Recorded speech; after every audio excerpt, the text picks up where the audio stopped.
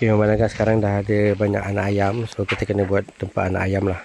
So ni saya dah siapkan tempat ayam sambungan kepada reban-reban yang 3 ni.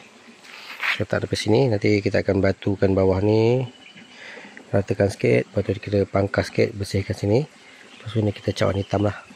Okay, jom.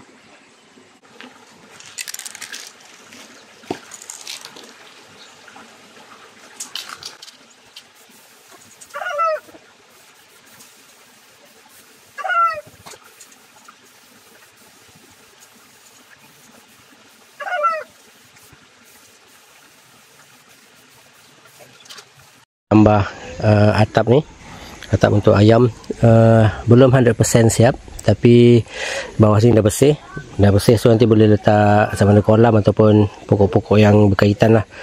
Lepas tu sana belum tahu lagi, so kita tengok yang sana pula.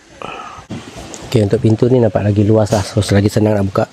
Saya dah buat macam fly sheet sikit, gaya-gaya fly sheet.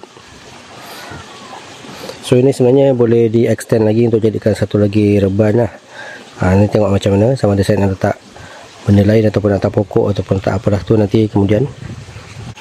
Okay, untuk yang ini dah kering, so saya dah letakkan ayam je. So ayam ni saya letak yang beberapa ekor je dulu, yang sederhana besar.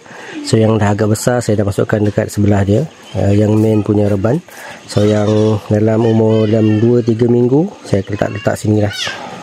So yang kecil-kecil, betul-betul kecil, masih dalam bekas hitam tu.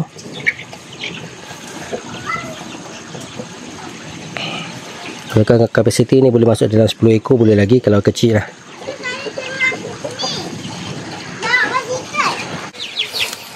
Okay, untuk anak ayam yang Rhode Island, yang ni semua version production lah, bukannya yang heritage punya. Color pun macam agak cair. So total daripada sepasang induk ada sekarang ni, insyaAllah akan ada 40 ekor lah. Dia punya baka, dia punya waris lah. Ni dia punya mak asal, yang sana tu, yang tengah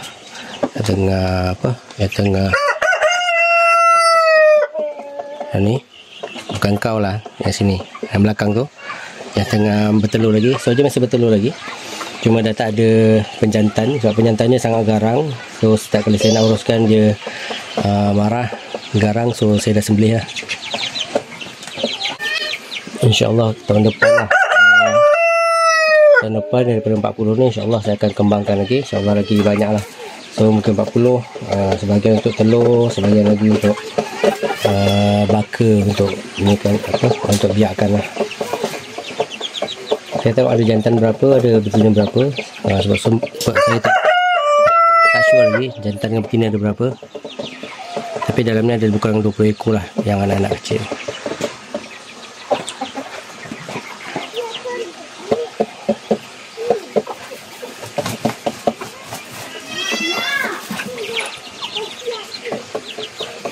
Okay, itu saja daripada saya untuk kali ini. InsyaAllah kalau ada update saya akan update lah. Cuma sekarang ni update yang utama adalah saya pun RIR dah berkembang lah, alhamdulillah. Tengok tahun depan kalau boleh lebih berkembang, insyaAllah lagi bagus lah. Okay, sampai jumpa lagi, jangan lupa subscribe. Sampai jumpa lagi, Assalamualaikum.